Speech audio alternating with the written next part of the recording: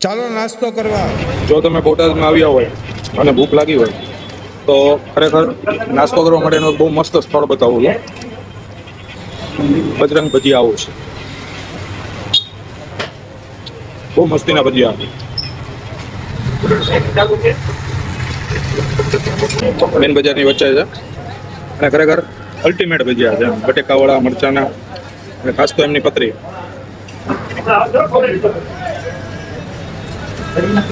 તો તમે બોટાદ આવો ને તો તમે એક વખત નાસ્તો કરવા આવી જાજો.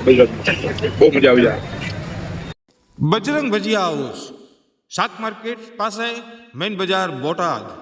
અરે મારા વાલાઓ, ખરેખર બોટાદની અંદર ખરીદી કરવાની સાથે સાથે આનંદ તો ગરમા ગરમ ભજીયા બજરંગના. બોટાદના ભૂંગળા બટેકા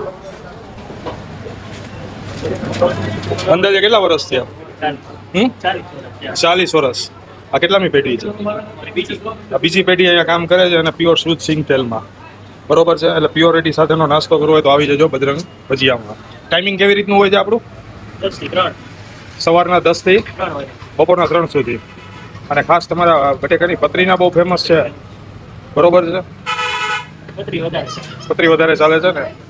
તો મિત્રો, બટેકાની પતરી ખાવી હોય તો આવી જજો બોટાદ.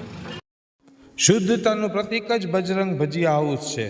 કારણ કે અમારે ત્યાં અહીંયા તમામ વાનગી શુદ્ધ સિંગ તેલની અંદર બનાવવામાં આવે છે, જેની અંદર પતરીના ભજીયા, બટેકાવડા તેમજ મરચાના ભજીયા અને સાથે સાથે આપના માટે ખમણ તેમજ આપણા બોટાદના પ્રખ્યાત ભૂંગળા અને બટેકાનો નાસ્તો તો ખરો જ મિત્રો. તો ચોક્કસ ને ચોક્કસથી અમારું આપને હાર્દિક નિમંત્રણ છે કે એકવાર અમારે ત્યાં ટેસ્ટ કરવા માટે પધારો.